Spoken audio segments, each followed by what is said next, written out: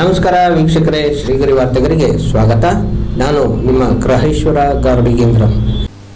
ಇವತ್ತಿಗೆ 3 ವರ್ಷ ಆಯಿತು. ಏನು ಸಾಧನೆ, ಮೈಸೂರಿಗೆ ನಿಮ್ಮ ಕೊಡುಗೆ ಏನು ಅಂತಾನೆ ನಮ್ಮ ಅಧ್ಯಕ್ಷರು ಇಷ್ಟೊಂದು ತನಕ ಕೇಳಿದ್ರು.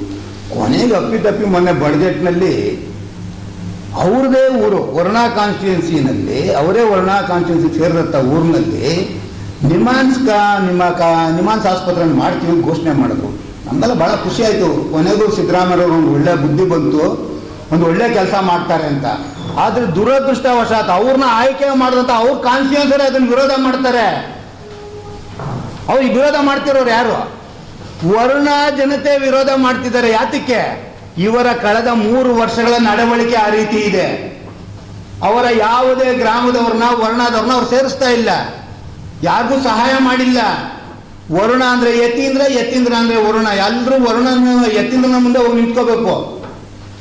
ಯಾವುದಾದ್ರು ಕೆಲಸ ಆಗಿದ್ರೆ ಸಂತೋಷ, ಜನ ಸಂತೋಷವಾಗಿ ಯಾವುದನ್ನು ವಿರೋಧ ಮಾಡ್ತಿರ್ಲಿಲ್ಲ. ನಮ್ಮೂರ್ಗೆ ಆಸ್ಪತ್ರೆ ಬರುತ್ತೆ ಅಂದ್ರೆ ಯಾರಾದ್ರೂ ಬೇಡ ಅಂತಾರ? ಆ ರಾಜಕೀಯ ಕಾರಣಕ್ಕೋಸ್ಕರ ಮಾಡ್ತಿಲ್ಲ, ಬಟ್ ಇವರ ದುರಹಂಕಾರಕ್ಕೋಸ್ಕರ ಜನ ಬುದ್ಧಿ ಕಲಿಸಲಿಕ್ಕೆ ವಿರೋಧ ಮಾಡ್ತಿದ್ದಾರೆ, ಬೇರೆ ಏನೂ ಅಲ್ಲ. ಏನಕ್ಕೆ ವಿರೋಧ ಮಾಡ್ತಾರೆ? ನಮ್ಮ ಮೈಸೂರಿಗೆ ನಾವು ಯಡಿಯೂರಪ್ಪನವ್ರ ಕಾಲದಲ್ಲಿ ಜಿಲ್ಲಾಸ್ಪತ್ರೆಗಳನ್ನು ತಂದ್ವಿ, ಕ್ಯಾನ್ಸರ್ ಆಸ್ಪತ್ರೆ ತಂದ್ವಿ, ಜಯದೇವ ಆಸ್ಪತ್ರೆ ತಂದ್ವಿ. ಯಾವ್ದಾದ್ರು ವಿರೋಧಗಳಾಯ್ತಾ? ಅವರ ವರ್ಣ ಕಾನ್ಸ್ಟಿಟ್ಯೂನ್ಸಿ ಉದ್ಧಾರ ಆಗುತ್ತೆ. ಅಲ್ಲಿಗೊಂದು ಹಾಸ್ಪಿಟ್ಲ್ ಬಂದ್ರೆ 1000 ಜನಕ್ಕೆ ಕೆಲಸ ಸಿಗುತ್ತೆ. ಇಡೀ ಮೈಸೂರು ಪ್ರದೇಶ ಅಷ್ಟೇ ಅಲ್ಲ, ಮಂಡ್ಯ, ಹಾಸನಕ್ಕೆ ಹೋಗೋ 4 ಜಿಲ್ಲೆ ಜನರು ಅಲ್ಲಿಗೆ ಬರ್ತಾರೆ. ಮಂಡ್ಯ ಹೋಗುತ್ತೆ, ಬೆಂಗಳೂರಿಗೆ ಹೋಗೋದು, ನಿಮ್ಮಾನ್ಸ್ಗೆ ಹೋಗೋದು ತಪ್ಪತ್ತೆ. ಇದೆಲ್ಲವೂ ಜನರು ತಿಳುವಳಿಕೆ ಆದ್ರೆ ಅದಕ್ಕೆ ಮಾಡ್ತಾರೆ. ಇವರ ಅಪ್ಪ ಮಗನ ದುರಹಂಕಾರವನ್ನು ತಡೆಯಲಿಕ್ಕೆ, ಮೆಟ್ಟಲಿಕ್ಕೆ ಮಾಡ್ತಾ ಇದ್ದಾರೆ. ರೈತರಿಗೆ ಏನಿದಿಲ್ಲ. ಇವರು ಅದನ್ನು ಮನವೊಲಿಸಕ್ಕೆ CM ಅವ್ರು ಬಂದು ಹೇಳ್ಬೋದಿತ್ತಲ್ಲ, ನಮ್ಮೂರ್ನೋರಪ್ಪ ನಾನು ನಿಮ್ಮೂರು ಕೊಟ್ಟರು ನೀವ್ಯಾತಕ್ಕೆ ವಿರೋಧ ಮಾಡ್ತೀನಿ ಕೇಳ್ಬೋದಿತ್ತಲ್ಲ. ಯಾತಕ್ಕೆ ಕೇಳೋ ಪ್ರಯತ್ನ ಮಾಡಿಲ್ಲ? ಪೊಲೀಸರಿಂದ ಯಾತಕ್ಕೆ ಹೊಡಿಸ್ತಾ ಇದ್ದಾರೆ ರೈತರಿಗೆ? ಇದಕ್ಕೆ ಉತ್ತರ ಸಿದ್ದರಾಮಯ್ಯವ್ರು ಕೊಡಬೇಕು. ನಮ್ಮ ಬೆಂಬಲ ಸಂಪೂರ್ಣವಾಗಿ ರೈತರಿಗಿದೆ. ಆಸ್ಪತ್ರೆ ಆಗಬೇಕು, ಮೈಸೂರಿಗೆ ಇನ್ನೊಂದಷ್ಟು ಸೌಕರ್ಯಗಳನ್ನು ಕೊಡಬೇಕು ಅಂತ ನಮ್ಮ ಬೇಡಿಕೆಗಳಿದೆ. ಆದ್ರೆ ಯಾವ್ದನ್ನೂ ಮಾಡ್ತಿಲ್ಲ ಅನ್ನೋದೇ ನಮ್ಮ ಇವತ್ತಿನ ಆಪಾದನೆ, ಪತ್ರಿಕಾಗೋಷ್ಠಿಯ ಉದ್ದೇಶವೇ ಅದು. ನಾವು ಈಗಾಗಲೇ ಅಧ್ಯಕ್ಷರು ಹೇಳಿದ್ರು, ಅವರು DCM ಆದಾಗ ನಾವು ನೋಡಿದ್ವಿ ಸಿದ್ದರಾಮಯ್ಯವ್ರನ್ನ. ಆಮೇಲೆ ಇವತ್ತಿನ ನೋಡ್ತಿಲ್ಲ, 83ನೇ ಇಸ್ವಿಯಿಂದ ತಕ್ಕಡಿ ಗುರುತಿನಲ್ಲಿ ಇಂಡಿಪೆಂಡೆಂಟ್ ಆಗಿ ನಿಂತಿದ್ದ ಸಿದ್ದರಾಮಯ್ಯವ್ರನ್ನ ನೋಡಿದ್ವಿ. ಅವರ ನಡವಳಿಕೆ ಅವತ್ತು ಹೇಗಿತ್ತು? ಸರಳತೆಯಿಂದ ಇತ್ತು.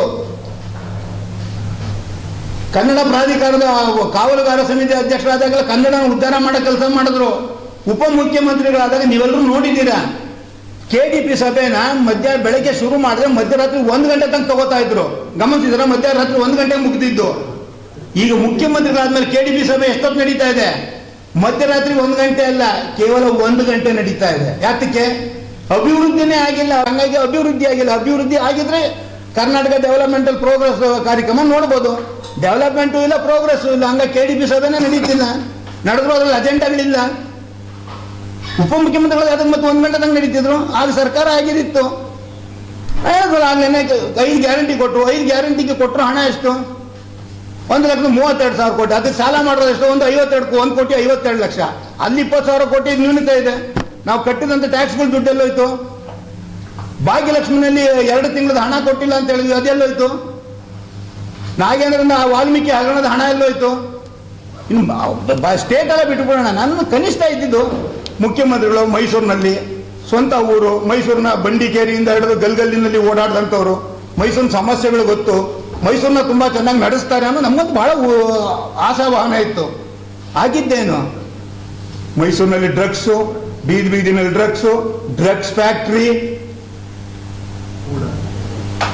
ಎಲ್ರಿಗೂ ಸೈಟ್ ಕೊಡಬೇಕು ಅಂತ ಇವ್ರನ್ನ ನೇಮಿಸಿದ್ರೆ ಇತ್ತಂತ 8 ಸೈಟ್ನ ಇವ್ರ ಬಾಂಧವರಿಗೆ ಇವ್ರ ಮನೆಯಿಂದ ಶುರು.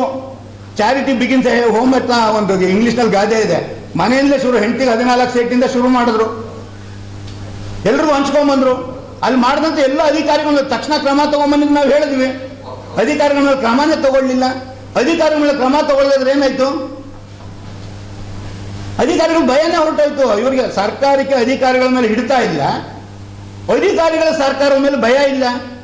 ಯಾರ್ದೋ ಸೈಟ್ನ ಯಾರೋ ಮಾಡ್ತಾರೆ, ಸಬ್ ರಿಜಿಸ್ಟ್ರಾರ್ ಈ ಥರ ಮಾಡಿದಾನೆ ಅಂತ ತೋರಿಸಿದ್ರೆ ಅವನ್ನ ಬಿಟ್ಬಿಡ್ತಾರೆ.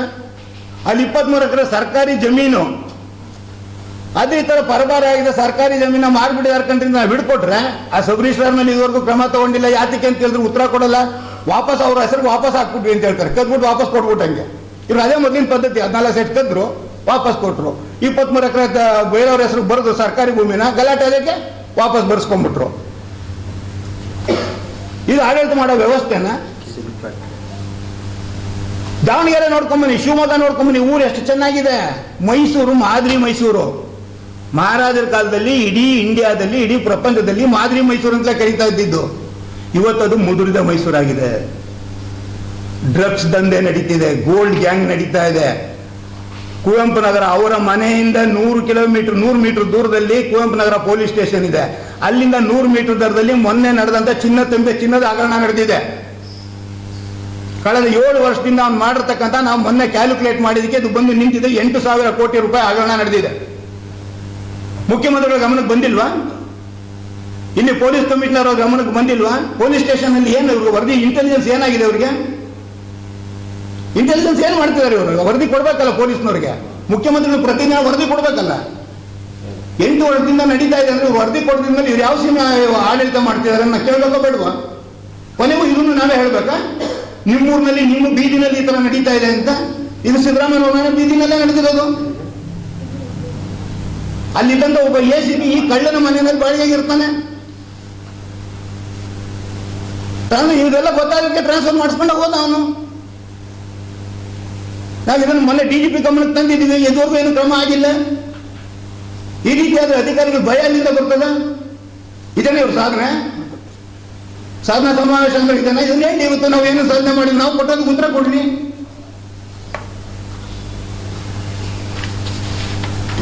ಯಾವುದಕ್ಕೂ ಉತ್ತರ ಕೊಟ್ಟಿದ್ದವ್ರಿಗೂ ಒಂದು ಉತ್ತರ ಕೊಡೋ ಪ್ರಯತ್ನವೇ ಮಾಡಿಲ್ಲ. ಸುಳ್ಳು ದಾಖಲೆಗಳನ್ನು ಇಟ್ಕೊಂಡು ಸುಳ್ಳು ಅಂಕಿಅಂಶಗಳನ್ನ ಕೊಡ್ತಾರೆ. ಯಾರು ಅವ್ರ ಲಕ್ಷ್ಮಣ, ನಾನು ಅಂಕಿಅಂಶ ಕೊಡ್ತೀನಿ ತಗೊಳ್ಳಿ, ಪೆಟ್ರೋಲ್ ಕೊಡೋಣ ಇಲ್ಲಿ ಕೊಟ್ಟು. ಜಾಗತಿಕ ಕಾರಣಗಳಿಂದಾಗಿ ಕೇಂದ್ರ ಸರ್ಕಾರ 3 ರೂಪಾಯಿ ಪೆಟ್ರೋಲ್ ದರನ ಜಾಸ್ತಿ ಮಾಡ್ತಾರೆ. ಅನಿವಾರ್ಯ. ಇರಾನು ಅಮೆರಿಕ ಮಧ್ಯೆ ಯುದ್ಧ ನಡೀತಿದ್ದಾಗ ಅಂತಾರಾಷ್ಟ್ರೀಯ ಮಟ್ಟದಲ್ಲಿ ಪೆಟ್ರೋಲ್ ಬೆಲೆ ಜಾಸ್ತಿ ಆಯಿತು. ನಾವು ಅದನ್ನು ಪಾಸ್ ಆನ್ ಮಾಡಬೇಕಾಯ್ತು, ಜನಗಳಿಗೆ ಮಾಡಿದ್ರು. ಆ ಸಂದರ್ಭದಲ್ಲಿ ಮೋದಿ ಅವರು, ಪ್ರಧಾನಮಂತ್ರಿಗಳು ಕಡಿಮೆ ಪೆಟ್ರೋಲ್ ಖರ್ಚು ಮಾಡಿ ಏನು ಸಾರ್ವಜನಿಕ ಸಾಗಾಣಿಕೆಗಳಲ್ಲಿ ಎಲ್ಲರೂ ಓಡಾಡಿ ಅಂತ ಕರೆ ಕೊಟ್ಟರು. ಜನ ಅದಕ್ಕೆಲ್ಲ ಸ್ಪಂದಿಸಿದ್ರು. ಕಾಂಗ್ರೆಸ್ನವರು ಅದನ್ನು ಪ್ರತಿಭಟನೆ ಮಾಡ್ತಾರೆ, ಏನ್ ಮಾಡಿದ್ರಿ ಅಂತ. ಇವ್ರಿಗೆ ಏನಾದ್ರು ಬುದ್ಧಿ ಇದೆಯಾ? 2024ರಲ್ಲಿ ಪಂಚ ಗ್ಯಾರಂಟಿಗಳು ಬಂದಾಗ ಏಕಾಏಕಿ ಸಿದ್ದರಾಮಯ್ಯನವರು ಅದಕ್ಕೆ 3 ತಿಂಗಳ ಮುಂಚೆ 2022ರಲ್ಲಿ ಕೇಂದ್ರ ಸರ್ಕಾರ 3 ರೂಪಾಯಿನ ತೈಲ ಬೆಲೆಯನ್ನು ಕಡಿಮೆ ಮಾಡ್ತಾರೆ. ನಿಮ್ಗೆಲ್ರಿಗೂ ಗೊತ್ತಿರಬೇಕು. ಇವರು ಬಂದೇಟಿಗೆ ಸಿದ್ದರಾಮಯ್ಯ ಆ 3 ರೂಪಾಯಿ ಕೇಂದ್ರ ಸರ್ಕಾರ ಏನು ಕಡಿಮೆ ಮಾಡಿತ್ತು, ಆ 3 ರೂಪಾಯಿನ ರಾಜ್ಯ ಸರ್ಕಾರ ಜಾಸ್ತಿ ಮಾಡ್ತು ಟ್ಯಾಕ್ಸ್ ಆಗಿ. ಇವತ್ತು ನಮ್ಮ ಟ್ಯಾಕ್ಸ್ಗೆ ಏನು ಪೆಟ್ರೋಲ್ ನಾವು 1 ಲೀಟರ್ ಹಾಕ್ಸಿದ್ರೆ ಯಾರ್ಯಾರಿಗೆ ಎಷ್ಟೆಷ್ಟು ಹೋಗುತ್ತೆ ಒಂದು ಅಂಕಿಅಂಶ ಕೊಡ್ತೀನಿ, ಅಥವಾ ನೀವೇ ಪೆಟ್ರೋಲ್ಗೆ ಹಾಕ್ಸಿದಾಗ ನಿಮ್ಮ ಪೆಟ್ರೋಲ್ ಬಂಕ್ ನಲ್ಲಿ ಡೀಟೇಲ್ ಬಿಲ್ ಕೊಡಿ ಅಂತೇಳಿ ಅವ್ನು ಕೊಡ್ತಾನೆ. ನೋಡಿ, ಪೆಟ್ರೋಲ್ ಬೆಲೆ ಮೂಲ 55 ರೂಪಾಯಿ ಇದ್ರೆ ಅದಕ್ಕೆ ಡೀಲರ್ ಕಮಿಷನ್ ಅಂದ್ರೆ ಪೆಟ್ರೋಲ್ ಯಾರು ಬಂಕ್ ನಡೆಸ್ತಾರೆ ಅವ್ರಿಗೆ 3 ರೂಪಾಯಿ 80 ಪೈಸಾ ಅವನಿಗೆ ಕಮಿಷನ್ ಹೋಗ್ತದೆ. ಸೆಂಟ್ರಲ್ ಗೌರ್ಮೆಂಟ್ ಎಕ್ಸೈಸು ಮತ್ತೆ ಟ್ಯಾಕ್ಸ್ಗಳು 11ರಿಂದ 19% ಅಂದ್ರೆ ಒಂದೊಂದು ರಾಜ್ಯದಲ್ಲಿ ಒಂದೊಂದು ರೀತಿ ಇರ್ತದೆ, ಅದ್ರ ಮೇಲೆ ಹೋಗ್ತದೆ. ಇದರಲ್ಲಿ ನಮ್ಮ ಕರ್ನಾಟಕ ರಾಜ್ಯದ ಟ್ಯಾಕ್ಸ್ ಪೆಟ್ರೋಲ್ ಬೆಲೆಯ ಮೂಲ ಬೆಲೆಯ 30% ಇದೆ. ಎಷ್ಟು? 30% ಇದೆ. ಹಂಗಾಗಿ ಇವತ್ತಿನ ಪೆಟ್ರೋಲ್ ಬೆಲೆ 105 ರೂಪಾಯಿ ಆಗಿದೆ. ಆಯ್ತು, ರಾಜ್ಯ ಸರ್ಕಾರ ಕೇಂದ್ರ ಸರ್ಕಾರ ಬೆಲೆನ ಇಳಿಸಿದಾಗ ರಾಜ್ಯ ಸರ್ಕಾರದವ್ರು 3 ರೂಪಾಯಿ ಜಾಸ್ತಿ ಮಾಡಿದ್ರಿ. ನೀವು ಬೊಬ್ಬೆ ಹಾಕೋ ಬದಲು ನೀವು ಜಾಸ್ತಿ ಮಾಡಿ ನೀವು ಇಷ್ಟೊಂದು ದುಡ್ಡು ತಗೋತಿದ್ದೀರಲ್ಲ, ಕೇಂದ್ರ ಸರ್ಕಾರಕ್ಕೆ ನಾವು ಒಂದು ಚಾಲೆಂಜ್ ಮಾಡಿ, ನೀವು ಜಾಸ್ತಿ ಮಾಡಿದ್ರೆ ಮಾಡ್ರಿ, ನಾವು ಕಡಿಮೆ ಮಾಡ್ತೀವಿ ಅಂತ ಚಾಲೆಂಜ್ ಮಾಡ್ಬಿಟ್ಟು 3 ರೂಪಾಯಿ ಕಡಿಮೆ ಮಾಡಲಿ ಇವ್ರ ಟ್ಯಾಕ್ಸ್ನ. ಒಂದು ಬಹಿರಂಗವಾಗಿ ಸವಾಲು ಹಾಕ್ತೀನಿ, ಮಾಡಿ. ಇವ್ರು 3 ರೂಪಾಯಿ ಜನರಿಗೆ ಸಹಾಯ ಮಾಡೋ ಬುದ್ಧಿ ಇದ್ರೆ ಇವ್ರು 3 ರೂಪಾಯಿನ ಕಡಿಮೆ ಮಾಡಲಿ ಕೇಂದ್ರ ರಾಜ್ಯ ಸರ್ಕಾರದ ಟ್ಯಾಕ್ಸ್ನ. ವ್ಯಾಟ್ ಅಂತ ಇದೆ ಪೆಟ್ರೋಲ್ಗೆ ಇವತ್ತಿಗೂ, ಮಾಡಲಿ. ಇವರು ಮಾಡಲ್ಲ. ಖಜಾನೆ ಖಾಲಿ. ನಾವು ಕೇಂದ್ರ ಸರ್ಕಾರ ಖಜಾನೆ ಮಾಡ್ಲಿಕ್ಕೋಸ್ಕರ ಮಾಡಿಲ್ಲ. ಯಾಕೆಂದ್ರೆ ನಮ್ಮಲ್ಲಿ ಉತ್ಪಾದನೆ ಆಗಲ್ಲ ತೈಲ. ನಾವು ಅರಬ್ ಕಂಟ್ರಿಗಳಿಂದ, ಇರಾನಿಂದ, ರಷ್ಯಾದಿಂದ ನಾವು ಆಯಿಲ್ ತರಿಸಿ ಇಲ್ಲಿ ಜನಗಳಿಗೆ ಹಂಚಬೇಕು. ಅಲ್ಲಿ ನಾವು ಖರೀದಿ ಮಾಡಿದ್ದನ್ನು ಇಲ್ಲಿ ಕೊಡಬೇಕು ಅಂದ್ರೆ ನಾವು ಆ ಬೆಲೆನೇ ನಾವು ಇಲ್ಲಿ ಜಾಸ್ತಿ ಕೊಡಬೇಕು. ನಾವು ಅದರಲ್ಲಿ ಲಾಭ ಮಾಡ್ತಿಲ್ಲ, ಆದ್ರೆ ರಾಜ್ಯ ಸರ್ಕಾರ ಲಾಭ ಮಾಡ್ತಾ ಇದೆ. ಪ್ರತಿ ಲೀಟರ್ 3 ರೂಪಾಯಿ. ನಾವೆಲ್ಲರೂ ಇಲ್ಲಿದ್ದೀವಿ, ಕನಿಷ್ಠ ಒಬ್ಬೊಬ್ಬರು 1 ಲೀಟರ್ ಹಾಕ್ಸ್ತೀವಲ್ವ, 100 ಜನ ಇದೀವಿ. ನಮ್ಮೆಲ್ಲರಿಂದ ಪ್ರತಿದಿನ 300 ರೂಪಾಯಿ ರಾಜ್ಯ ಸರ್ಕಾರಕ್ಕೆ ಹೋಗ್ತಾ ಇದೆ.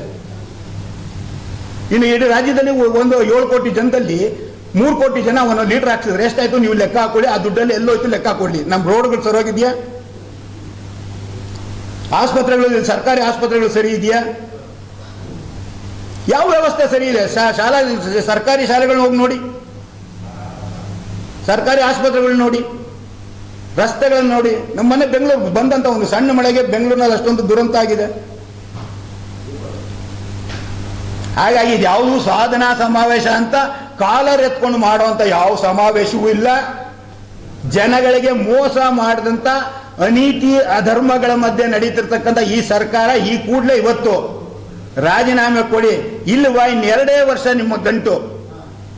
ಇನ್ಯಾವತ್ತೂ ಕಾಂಗ್ರೆಸ್ಸು ಕರ್ನಾಟಕ ಸರ್ಕಾರದಲ್ಲಿ ಆಡಳಿತ ಮಾಡೋದಿಲ್ಲ. ಬುದ್ಧಿ ಕಲಿಸ್ತಾರೆ. ಜನ ರೋಸ್ ಹೋಗಿದ್ದಾರೆ. ಅದಕ್ಕೆ ಉದಾಹರಣೆ ನಿಮಾನ್ಸ್ ಆಸ್ಪತ್ರೆ ಮಾಡಲಿಕ್ಕೆ ಜಾಗ ಕೊಡದೇ ಇರೋದು, ಅದು ಒಂದು ಸಣ್ಣ ಉದಾಹರಣೆ. ಇದರಿಂದಾರು ಪಾಠ ಕಲ್ತ್ಕೊಳ್ಳಿ ಅಂತ ಹೇಳಲಿಕ್ಕೆ ಇಷ್ಟಪಡ್ತೀನಿ. 3 ವರ್ಷದ ಸಾಧನಾ ಸಮಾವೇಶದ ಬಗ್ಗೆ ಯಾವ ನೈತಿಕತೆಯಿಂದ ಅವ್ರು ಮಾಡ್ತಾ ಇದ್ದಾರೆ, ಎಷ್ಟು ನ್ಯೂನತೆಗಳಿದೆ ಅಂತೇಳಿ ಸಂಕ್ಷಿಪ್ತವಾಗಿ ಹೇಳಿದ್ದಾರೆ. ನಾನೀಗ ಅವ್ರು ಏನೇನು ಹೇಳಿದ್ದಾರೆ ಅದು ನಾನು ಪುನಃ ಹೇಳಿದ್ರೆ ಬೇಜಾರಾಗ್ಬೋದು ತಮಗೆ.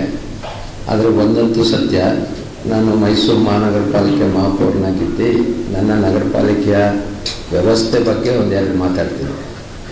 ಬಹುಶಃ 2010 BJP ಸರ್ಕಾರ ಇದ್ದಾಗ ಈ ಮೈಸೂರಿನ ಈ ರಿಂಗ್ ರೋಡ್ ಒಳಗಡೆ ಇರುವಂಥ 110 ಚಾಮುಂಡೇಶ್ವರಿ ಕ್ಷೇತ್ರದ ರಿಂಗ್ ರೋಡು ಮತ್ತು ನಗರಾಭಿವೃದ್ಧಿ ಪ್ರಾಧಿಕಾರದಿಂದ ಯಾವ್ಯಾವ ಬಡಾವಣೆ ಮಾಡಿದ್ರು ಅದನ್ನೆಲ್ಲ ಸೇರಿಸಿ ಒಂದು ಮೈಸೂರು ಬೃಹತ್ ಮಹಾನಗರ ಪಾಲಿಕೆ ಮಾಡಬೇಕು ಅಂತ ಮಾಡಿದ್ದರು. ಅವಾಗ ನಾನು ಮೇಯರ್ ಆಗಿದೆ, ವಿರೋಧ ಪಕ್ಷ ನಾಯಕರು ನಮ್ಮ ನಾಗೇನವರಿದ್ದರು. ಆವಾಗ ಸ್ವತಃ ಸಿದ್ದರಾಮಯ್ಯನವರು ನನಗೆ ಫೋನ್ ಮಾಡಿ, ನೋಡಪ್ಪ ನೀವು ಮೈಸೂರು ಮಹಾನಗರ ಪಾಲಿಕೆಯಲ್ಲಿ ಬೇಕಾದಷ್ಟು ತೆರಿಗೆ ಹಾಕ್ತೀರಿ, ಆ ಪಕ್ಕದಲ್ಲಿರುವಂಥ ಹಳ್ಳಿಗಳೇನಿದೆ ಇಂಕಲ್ಲು ಇವೆಲ್ಲ ಇತ್ಲು ಅದೆಲ್ಲ ಮಾಡ್ಕೊಂಡು ದನ ಕಟ್ಕೊಂಡಿದ್ದಾರೆ, ನೀವು ಅದಕ್ಕೆಲ್ಲ ಕಾರ್ಪೊರೇಷನ್ ಟ್ಯಾಕ್ಸ್ ಹಾಕಿದ್ರೆ ಅವರೆಲ್ಲ ಉದ್ದಾರ ಆಗಲ್ಲ, ದಯವಿಟ್ಟು ಇದನ್ನು ಕೈ ಬಿಡಿ ಅಂತ ಅವತ್ತು ಹೇಳಿದರು. ಬಹುಶಃ ಅವತ್ತು ಹೇಳಿದ್ದು ಮರ್ತೋಗಿರ್ಬೇಕು ಅವರು, ಅವತ್ತು ವಿರೋಧ ಪಕ್ಷದಲ್ಲಿದ್ದಾಗ. ಆದರೆ ಇವತ್ತು ಮೈಸೂರು ಗ್ರೇಟರ್ ಅಂತ ಮಾಡಿದ್ರಲ್ಲ, ರಾಜ್ಯ ಪತ್ರನೂ ಹೊರಡಿಸಿದ್ರು. ಸುಮಾರು ಮೈಸೂರು ಸುತ್ತ ಇರುವಂಥ ಇಲ್ವಾಲ, ಸಿದ್ಲಿಂಗ್ಪುರ, ಕಡ್ಕೊಳ ಎಲ್ಲ ಪಂಚಾಯತಿಗಳು ಸೇರಿಸಿ ಗ್ರೇಟರ್ ಅಂತ ಮಾಡಿದ್ರು. ಅದಕ್ಕಾಗಿ ಮಾಡುವಾಗ ಖುಷಿ ಇದೆ, ಎಲ್ಲ ಬಡಾವಣೆಗಳಿದೆ. ಯಾವ ಉದ್ದೇಶಕ್ಕೆ ಇದನ್ನು ಮಾಡಿದ್ರು ಮುಖ್ಯಮಂತ್ರಿಗಳು ಮತ್ತು ಸಂಬಂಧಪಟ್ಟ ಅಧಿಕಾರಿಗಳು ಅಂದರೆ, ಆ ಭಾಗದ ಜನರ ಮೂಲ ಸೌಕರ್ಯ ಕೊಡೋಕ್ಕಲ್ಲ, ಅಲ್ಲಿರುವಂಥ 3-4 ಲಕ್ಷ ಏನು ರಿಯಲ್ ಎಸ್ಟೇಟ್ ಲೇಔಟ್ ಮಾಡಿದ್ರು ಅವು ಮೈಸೂರು ಮಹಾನಗರ ಪಾಲಿಕೆಗೆ ಒಂದು ರಾಜ್ಯ ಪತ್ರ ಇದ್ದರೆ ಅದಕ್ಕೆ ರೇಟ್ ಬರುತ್ತೆ. ಹಣ 300 ರೂಪಾಯಿ ಇದ್ದ ಸ್ಕ್ವೇರ್ ಫೀಟ್ ಇವತ್ತು 3,000 ರೂಪಾಯಿ ಆಗಿದೆ ನಗರ ಪಾಲಿಕೆ ಆಸ್ತಿ ಅಂದರೆ. ಇಂಥ ವ್ಯವಸ್ಥೆಯಲ್ಲಿ ಮಾಡಿದ್ದು ಎಷ್ಟು ಮಟ್ಟಿಗೆ ಸರಿ ತಪ್ಪು ಅವ್ರಿಗೆ ಗೊತ್ತಿದೆ. ಆದರೆ ಸುಮಾರು 3 ವರ್ಷ ಆಯಿತು, ಚುನಾವಣೆ ಮಾಡಿಲ್ಲ. ಮೈಸೂರು ನಗರ ಪಾಲಿಕೆ ಇಡೀ ರಾಜ್ಯದಲ್ಲಿ, ಇಡೀ ರಾಷ್ಟ್ರದಲ್ಲಿ ಸ್ವಚ್ಛತೆಗೆ ಮೊದಲನೇ ಆದ್ಯತೆ ಪ್ರೈಸ್ ಪಡೆದಿದ್ದು. ಮತ್ತು ಮೈಸೂರು ಬೆಂಗಳೂರು ಬಿಟ್ಟರೆ ಸೆಕೆಂಡ್ ಮೈಸೂರು ನಗರಕ್ಕೆ ಹೆರಿಟೇಜ್ ಸಿಟಿ ಅಂತಿತ್ತು. ಆ ಹೆರಿಟೇಜ್ ಸಿಟಿ ಅನ್ನೋದನ್ನು ವ್ಯವಸ್ಥಿತವಾಗಿ ತೆಗಿಬೇಕು ಅನ್ನೋ ಉದ್ದೇಶದಿಂದ ಈ ಗ್ರೇಟರ್ ಮೈಸೂರು ಬೃಹತ್ ಮೈಸೂರು ಮಹಾನಗರ ಪಾಲಿಕೆ ಅಂತ ಮಾಡಿ, ಯಾವುದೇ ಈಗ ಕೇಂದ್ರ ಸರ್ಕಾರದಿಂದ ಸುಮಾರು ಇಲ್ಲಿ ತನಕ 3 ವರ್ಷದಲ್ಲಿ 700-800 ಕೋಟಿ ಅನುದಾನ ಚುನಾವಣೆ ನಡೆದಿಲ್ಲ ಅಂಥೇಳಿ ಬಂದಿಲ್ಲ. ಆ 700-800 ಕೋಟಿನ ರಾಜ್ಯ ಸರ್ಕಾರದ ಸನ್ಮಾನ್ಯ ಇಲ್ಲಿಯವರೇ ಮುಖ್ಯಮಂತ್ರಿಗಳು ಯಾವ ರೀತಿ ಕೊಟ್ಟಿಲ್ಲ. ಯಾವುದೇ ಒಂದು ಸಣ್ಣ ಕೆಲಸನೂ ಆಗ್ತಾಯಿಲ್ಲ. ಈ ಥರದ ಅವ್ಯವಸ್ಥೆ ಮಾಡಿರೋದ್ರಿಂದ ಸಮಾವೇಶ ಮಾಡಿ ಸಮಾವೇಶನ ಅವರೇ ಉಳ್ಕೊಳ್ಳೋದಲ್ಲ.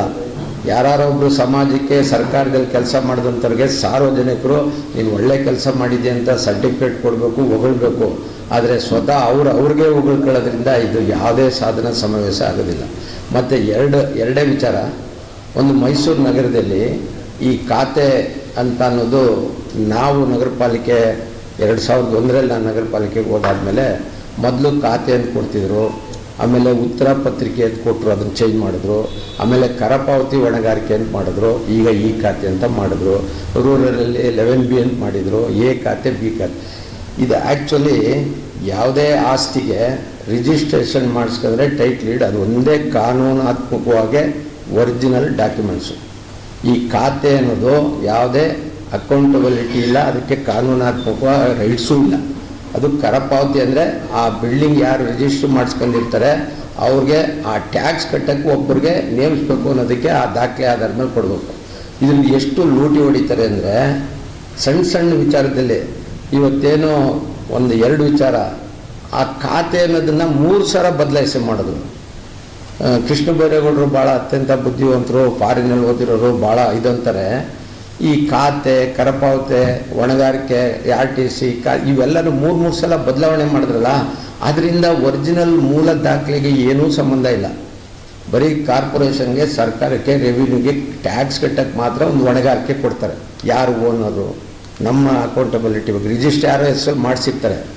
ಅದನ್ನು ನಮ್ಮ ಕಾರ್ಪೊರೇಷನ್ ಸ್ಥಳೀಯ ಸಂಸ್ಥೆಗಳೆಲ್ಲ ಅದಕ್ಕೊಂದು ಖಾತೆ ಬೇಕು. ಈ ಥರ ಪ್ರತಿ ಸಲನೂ ಖಾತೆ, ಈ ಖಾತೆ, ಹೊಣೆಗಾರಿಕೆ, ಕರ ಪಾವತಿ ಹಿಂಗೆಲ್ಲ ಮಾಡಿ ಅದರಲ್ಲಿ ಬೇಕಾದಷ್ಟು. ಸನ್ಮಾನ್ಯ ಮುಖ್ಯಮಂತ್ರಿಗಳು ಸಿದ್ದರಾಮಯ್ಯನವರು ರೂರಲ್ಲು ಹಿಂದುಳಿದು ಅಂತಾರೆ. ಒಂದು 30-40 ಸೈಟ್ಗೆ 2023 ಇದ್ದಾಗ 4 ಲಕ್ಷ ರೂಪಾಯಿ ರಿಜಿಸ್ಟ್ರೇಷನ್ ವ್ಯಾಲ್ಯೂ ಇತ್ತು ರೂರಲ್, ಮೈಸೂರು ಸಿಟಿ ರೂರಲಲ್ಲಿ. ಇವತ್ತು ಅದಕ್ಕೆ 11 ಲಕ್ಷ ಕಟ್ಟಬೇಕು. ಟ್ಯಾಕ್ಸ್ ಜಾಸ್ತಿ ಮಾಡಲ್ಲ ಅಂದರು, ಇದು ಫೀಸ್ ಜಾಸ್ತಿ ಮಾಡಲ್ಲ ಅಂದರು, ಆದರೆ ಮೌಲ್ಯ ಜಾಸ್ತಿ ಮಾಡಿದ್ರು. 1000 ರೂಪಾಯಿ ಇದ್ದದ್ದನ್ನು 5000 ಮಾಡಿ. ಇಷ್ಟೆಲ್ಲ ವ್ಯವಸ್ಥಿತವಾಗಿ ಇವರು ಜನಗಳು ಮಾಡ್ಕೊಂಡ್ಬಂದರೆ. ಒಂದು ನೆನ್ನೆ ಯಾರೋ ಒಬ್ಬರು ಈ 23ನೇ ಇಸ್ವಿಲಿ ಬಡವ್ರು ಕುಡಿಯುವಂಥ ವಿಸ್ಕಿ ಇದೆ, ಅದು 40 ರೂಪಾಯಿ ಇತ್ತು ಒಂದು ಕ್ವಾರ್ಟ್ರು, ಇವತ್ತು 130 ರೂಪಾಯಿ ಆಗಿದೆ. ಶ್ರೀಮಂತರು ಕುಡಿಯುವಂಥ ಬ್ರ್ಯಾಂಡ್ ಇವೆಲ್ಲ ಅವಕ್ಕೆಲ್ಲ 150 ರೂಪಾಯಿ ಕಡಿಮೆ ಆಗಿದೆ. ಯಾರು ಸಾಧನಾ ಸಮಾವೇಶದಲ್ಲಿ ಯಾರು ಮಾತಾಡಬೇಕು ಇದನ್ನು? ಸುಮಾರು 50,000 ಕೋಟಿ ಗ್ಯಾರಂಟಿ ಕೊಡ್ತೀನಿ ಅಂತಾರೆ. 1.5 ಲಕ್ಷ ಕೋಟಿನ ಈ 3 ವರ್ಷದಲ್ಲಿ ಸಾರ್ವಜನಿಕರಿಗೆ ಹೆಚ್ಚಿಗೆ ಮಾಡಿದೆ. ಈ ಒಂದು ವ್ಯವಸ್ಥೆಯಲ್ಲಿ ಯಾವ ರೀತಿ ಸಮಾವೇಶ ಮಾಡ್ತಾರೆ?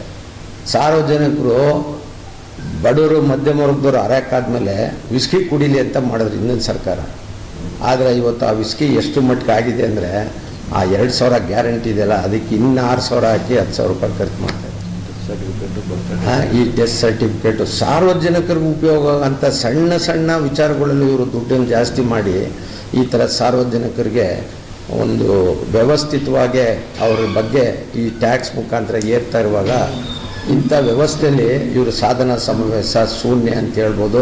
ಮತ್ತು ಎಲ್ಲದಕ್ಕಿಂತ ಭಾಳ ಮುಖ್ಯವಾಗಿ ಏನು 136 ಜನ MLA ಗಳಿದ್ದಾರೆ, ಅದ್ರಲ್ಲಿ ಬಹುತೇಕ ಈ ಸಮಾವೇಶಕ್ಕೆ ವಿರೋಧ ಇದ್ದಾರೆ. ಅವ್ರು ಇನ್ನು 2 ವರ್ಷ ಇದೆ. ಆ ಕಾನ್ಸ್ಟಿಟ್ಯೂನ್ಸಿಲಿ ಅವ್ರಿಗೆ ಅನುದಾನ ಮತ್ತು ಯಾವುದೋ ಹಣ ಸಿಗದೇ ಇರೋದ್ರಿಂದ ಅವ್ರು ಯಾವ ರೀತಿ ಎಲೆಕ್ಷನ್ ಎದುರಬೇಕು ಅಂತೇಳಿ ಸ್ವಪಕ್ಷದಿಂದನೇ ಅವ್ರಿಗೆ ವಿರೋಧ ಇದೆ. ಇಂಥ ಸಂದರ್ಭದಲ್ಲಿ ಅವ್ರು ಮಾಡ್ತಾ ಇರೋದಿಲ್ಲ ಅರ್ಥ ಇಲ್ಲ ಅಂತ ಹೇಳಿ ಇದು ಸಾರ್ವಜನಿಕರು ಮಾಡಬೇಕು ವಿನ ಯಾರು ಒಬ್ಬರು ಕೆಲಸ ಮಾಡಿದ್ರೆ, ಹಿಂದೆ ರಾಮಕೃಷ್ಣ ಹೆಗಡೆ ಕಾಲದಲ್ಲಿ, SM ಕೃಷ್ಣ ಅವರು, ದೇವೇಗೌಡರ ಕಾಲದಲ್ಲಿ, ಇದೇ ಸಿದ್ದರಾಮಯ್ಯನವ್ರ ಕಾಲದಲ್ಲಿ ಭಾಳಷ್ಟು ಜನಕ್ಕೆ ಅನುಕೂಲ ಆಗುತ್ತೆ ಅಂತ ಹೊಗಳ್ತಿದ್ರು. ಅದು ಸಮಾವೇಶ. ಈ ರೀತಿ ಅವರವರೇ ಗುದ್ದಾಡ್ಕೊಂಡು ಸ್ವಾರ್ಥಕ್ಕೋಸ್ಕರ ಸರ್ಕಾರ ನಡೆಸ್ಕೊಂಡು ಈ ಥರ ಸಾರ್ವಜನಿಕರಿಗೆ, ಬಡವ್ರಿಗೆ, ಮಧ್ಯಮ ವರ್ಗದವ್ರಿಗೆ ತೊಂದರೆ ಕೊಟ್ಕೊಂಡು ಈ ಥರದ ಯಾವ್ಯಾವುದೋ ಅನುದಾನಗಳು ST ಗಿದ್ದದ್ದು, SC ಗಿದ್ದದ್ದು ಇವೆಲ್ಲ ಫಂಡ್ಗಳೆಲ್ಲನೂ ಡೈವರ್ಟ್ ಮಾಡ್ಕೊಂಡು ಈ ಸಂವಿಧಾನದ ಅಡಿಯಲ್ಲಿ ಏನು ವ್ಯವಸ್ಥೆ ಇತ್ತು ಅದು ವಿರುದ್ಧವಾಗೇ ಮಾಡ್ತಾಯಿದ್ದಾರೆ. ಕೇಳಿದ್ರೆ ನಾವು ಸತ್ಯ ಹರಿಶ್ಚಂದ್ರು, ನಾವು ಪ್ರಾಮಾಣಿಕವಾಗಿ ಮಾಡ್ತೀವಿ, ಅದಕ್ಕೋಸ್ಕರ ಸಮಾವೇಶ ಮಾಡ್ತೀನಿ ಅಂತಾರೆ. ಇದನ್ನು ಇಡೀ ಕರ್ನಾಟಕ ಜನ ನೋಡ್ತಾ ಇದೆ. ಅದು ಮಧ್ಯಮ ವರ್ಗದವರು, ಅದು ಮೀಡಿಯಾದವರಂತೂ ತುಂಬ ಅಸಮಾಧಾನ ಇದೆ. ಈಗ ಹೇಳಿದ ನಿಮ್ಹಾನ್ಸ್ ಹಾಸ್ಪಿಟ್ಲ್ ಅಲ್ಲಿ ಮಾಡ್ತಾಯಿದ್ದಾರೆ ಅಂತ. ಮೈಸೂರು ಸಿಟಿಲೇ ಬೇಕಾದಷ್ಟು ಸರ್ಕಾರಿ ಜಾಗಗಳವೆ, ಕಟ್ಟಡಗಳವೆ, ಅಲ್ಲೇ ಮಾಡ್ಬೋದಾಗಿತ್ತು ನಿಮ್ಹಾನ್ಸು. ಈಗ ಇದು KRS ರೋಡಲ್ಲಿ 6 ಹಾಸ್ಪಿಟ್ಲ್ ಆಗವೆ, ಏನೂ ತೊಂದರೆ ಇಲ್ಲ. ನಿಮ್ಹಾನ್ಸ್ ಹಾಸ್ಪಿಟ್ಲು ಭಾಳ ಅವಶ್ಯಕತೆ. ಮೈಸೂರು ಎಲ್ಲ ಏನೇ ಇದ್ರು ಹೆಡ್ ಇಂಜುರಿ ಆದರೆ ಅದು ಬೆಂಗಳೂರಿಗೆ ಹೋಗ್ತಿದ್ರು ನಿಮ್ಹಾನ್ಸ್ಗೆ ಅಂತ. ಮೈಸೂರಲ್ಲಿ ಆಗ್ತಾ ಇರೋದು ನಿಜವಾಗ್ಲೂ ಅಭಿನಂದನೆ. ಆದರೆ ವ್ಯವಸ್ಥಿತ ಒಂದು ಜಾಗ ಕೊಡಬೇಕಲ್ಲ, 2 ಎಕರೆನಾ 5 ಎಕರೆ ಎಲ್ಲಿ ಕೊಡಬೇಕು ಅಂತೇಳಿ ಸರ್ಕಾರಿ ಜಾಗಗಳೇ ಸುಮಾರು 750 ಎಕರೆ ಸರ್ಕಾರಿ ಜಮೀನಿದೆ ಮೈಸೂರು ಜಿಲ್ಲೆಯಲ್ಲಿ. 750 ಎಕರೆ ಸರ್ಕಾರಿ ಜಮೀನು ರೈತರದ್ದು ಅಕ್ವೈರ್ ಮಾಡ್ಕೊಡೋದಲ್ಲ. ಇಂಥ ವ್ಯವಸ್ಥೆಯಲ್ಲಿ ಇಡೀ ರಾಜ್ಯ ಈ ಸಮಾವೇಶ, ಸಾಧನಾ ಸಮಾವೇಶನ ಇಡೀ ರಾಜ್ಯದಲ್ಲಿ ಖಂಡಿಸ್ತಾ ಇದ್ದಾರೆ. ಅದರಿಂದ ಈ ಸಮಾವೇಶಕ್ಕೆ ಅರ್ಥ ಇಲ್ಲ ಅಂಥೇಳಿ ನನಗೆ ಅಧ್ಯಕ್ಷರು ಮಾತಾಡೋಕ್ಕೆ ಅವಕಾಶ ಹೇಳ್ಬಿಟ್ರೆ, ಅದು ನನಗೆ ಅರ್ಧ ಗೊತ್ತಿರೋದ್ರಿಂದ ಹೇಳಿದ್ರೆ ಇನ್ನು ಮಾತಾಡೋಕ್ಕಾಗಲ್ಲ. ಏನು ನಡೀತಾ ಇದೆ ಅಂದರೆ, ಒಬ್ಬ ಯಾವ ಅಧಿಕಾರಿನೂ ಕಾನೂನಾತ್ಮಕವಾಗಿ ಒಂದು ಓಟನ್ನು ಪರಿಷ್ಕರಣೆ ಮಾಡೋಕ್ಕೆ ಬಿಡ್ತಾ ಇಲ್ಲ. ಒಬ್ಬ ಅಧಿಕಾರಿಯಲ್ಲಿ ಹೋದರೆ ಬೂತ್ಗೆ 10 ಜನ ಅಲ್ಲಿ ನಿಂತ್ಕೊಂಡು ಈ ರೀತಿ ಹೇಳ್ತೀವಿ, ಹಿಂಗೆ ಮಾಡಬೇಕು, ಇದೇ ರೀತಿ ಅಂತ ಹೇಳ್ಬಿಟ್ಟು ನಿಮ್ಮ ತಂದೆ ಅವ್ರಿಗೆ, ಅವ್ರ ತಂದೆ ನಮಗೆ ಹಿಂಗೆಲ್ಲ ಹಾಕಿ ಬರೆಸ್ತಾ ಇದ್ದಾರೆ. ಇದನ್ನು ಮಾಡಬೇಕು ಪ್ರಾಮಾಣಿಕವಾಗಿ. SIR ಏನು ಕಾನೂನಿದೆ ಅದು ರೆಡಿಲ್ಲ ಆದರೆ ಇಡೀ ಮೈಸೂರು ಜಿಲ್ಲೆಯಲ್ಲಿ, ನರಸಿಂಹರಾಜದಲ್ಲಿ ಪ್ರಾಮಾಣಿಕವಾಗಿ ನಡೆಯಲ್ಲ. ಅದು ಪ್ರಾಮಾಣಿಕವಾಗಿ ನಡೀಬೇಕು ಅಂದರೆ ವಿತ್ ಫೋರ್ಸ್ ಚುನಾವಣೆ ಆಗ ವ್ಯವಸ್ಥಿತವಾಗಿ ಏನು ಕಲ್ಕಟ್ಟಾದಲ್ಲಿ ಮಾಡಿದ್ರು ಅದೇ ರೀತಿ ಇದೊಂದು ಕಾನ್ಸ್ಟಿಟ್ಯೂನ್ಸಿ ಮಾಡಬೇಕು ಅಂತ ಮನವಿ ಮಾಡಿ. ಮತ್ತೆ ಮುಂದಿನ ವಾರ್ತೆಗರಿಯಲ್ಲಿ ಭೇಟಿಯಾಗೋಣ. ಶ್ರೀಗರಿ, ನಿಮ್ಮ ಮನದಾಳದ ಗರಿ. ನಮಸ್ಕಾರ.